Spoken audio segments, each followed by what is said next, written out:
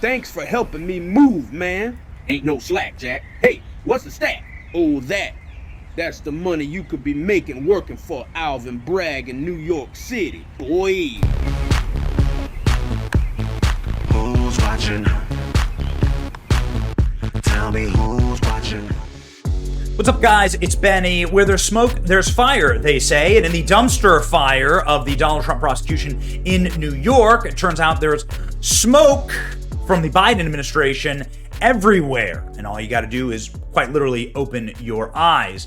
Just moments ago, Merrick Garland, the Attorney General, was faced with some very uncomfortable facts and didn't really have a good answer to any of them. The real name on the tip of the tongue was Matthew Colangelo. Matthew Colangelo. You can see here, Manhattan District Attorney hires new attack dog to go after Trump. Alvin Bragg brings in lawyer who worked for Obama. And ex-president's nemesis Letitia James, as investigator, zeroes in on Stormy Daniels' hush money payments. Matthew Colangelo served as a top DOJ official. Isn't that interesting? He also oversaw the state's Attorney General Trump probe. He now joins the Manhattan DA's office. So this guy is Matthew Colangelo. He looks exactly like what you would expect, right? Super low T, super soy, beta cuck. This guy joined up with the super low IQ office of Alvin Bragg to bring the prosecution of Donald Trump. They still don't know what the crime is. Nobody's been able to name the crime. They were just able to manufacture a guilty verdict. This Matthew Colangelo guy got paid off by the DNC. Thousands of dollars. This Trump hush money prosecutor was paid $12,000 by the DNC for political consulting, Matthew Colangelo. But here's what's most important. Look at this from the district's office themselves. Matthew Colangelo made the unbelievably strange, incomprehensibly stupid decision to leave the number 3 spot at the Department of Justice. You can see right here, former acting associate attorney general for the Department of Justice. So the acting associate attorney general for the Department of Justice decides to go to some rat-infested, moldy, backwater, lower Manhattan dump heap of an Alvin Bragg office. So you leave the DOJ, you leave your pension, you take a 50, 70% pay cut at least to go work in some shambolic, dumpster of Alvin Bragg's office where no crimes are actually being prosecuted at all. This guy makes this decision, and then what happens? Donald Trump gets found guilty. Donald Trump gets found guilty. Look at this. This is the actual announcement right here. Acting Associate Attorney General for the United States Department of Justice will support Office of Housing and Senate Protection, Labor and Work Protection, and white-collar investigations. Look at that, white-collar investigations. Well, I wonder who they're talking about. Who could they possibly... For the first time ever, the Manhattan DA's office will have an executive position focusing on these priority areas. The first time ever. It's almost like they planned all this to go after Trump. Isn't that incredible? Look at this language. The rules apply to everyone, no matter how powerful. Wow, it's not like they had the plan to go after Trump by hiring the guy who, and in his literal biography, is charged with investigating the Trump Foundation, along with the successful challenge to the inclusion of a citizenship question. Oh, man. Yeah, okay. So they found the world's biggest scumbag to actually go after Donald Trump. Now, finally, Merrick Garland got asked a question about this because Merrick Garland is clearly the man who signed off on his own. The number 3 guy, the assistant attorney general, doesn't just leave to go to some sloppy backwater without the approval of the attorney general. Okay? So that's the setup here for Matthew Colangelo. Matt Gaetz just brought absolute fire and brimstone down on Merrick Garland for this, and the guy was left gasping. Watch. Attorney General, you've told us that it's a dangerous conspiracy theory to allege that the Department of Justice is communicating with these state and local prosecutions against Trump you can clear it all up for us right now. Will the Department of Justice provide to the committee all documents, all correspondence between the department and Alvin Bragg's office and Fonnie Willis's office and Letitia James's office? The offices you're referring to are independent offices of state. I get that. The question is whether or not you will provide all of your documents and correspondence. That's the question. I don't need a history lesson.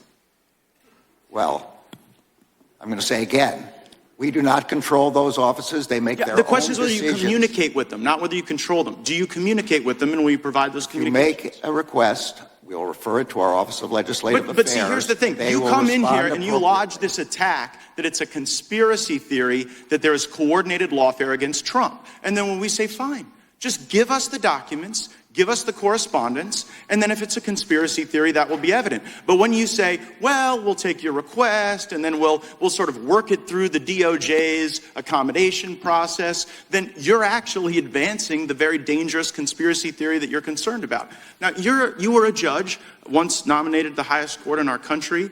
When you were a judge, I'm just curious, did you ever make political donations to partisan candidates? No.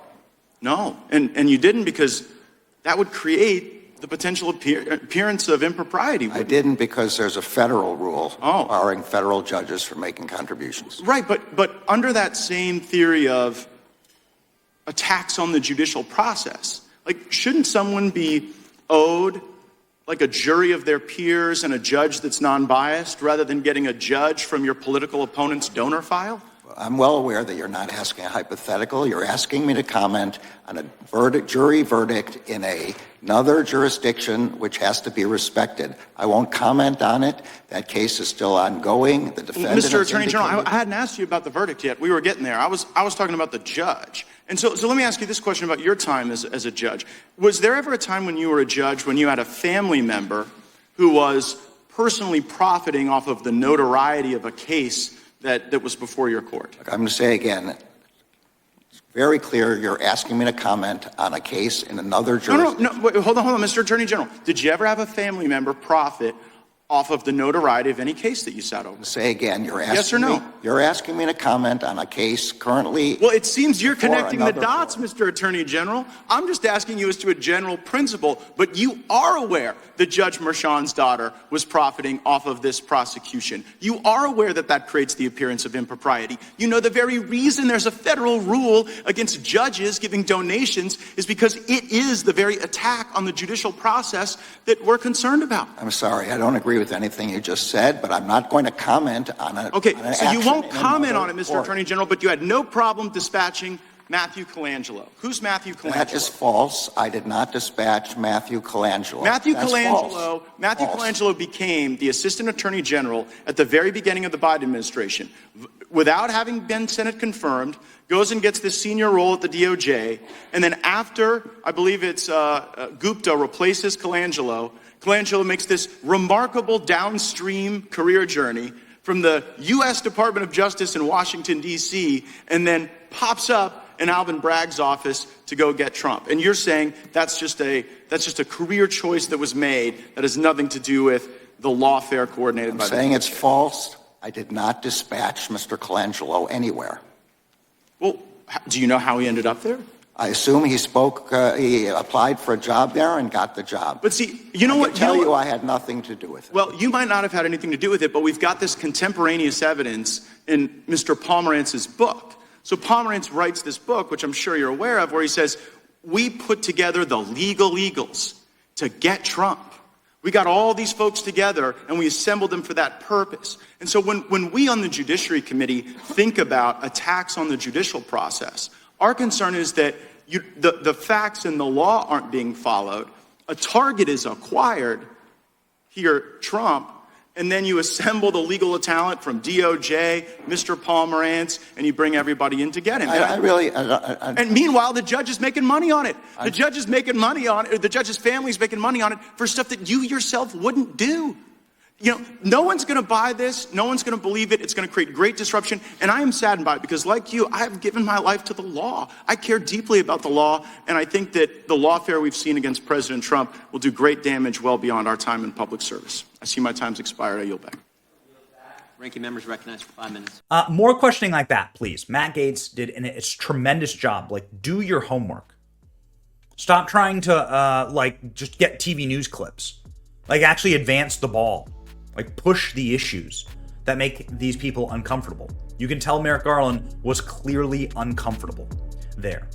And I think that's like on a base level what we should be making these people right now. Well done, Matt Gaetz.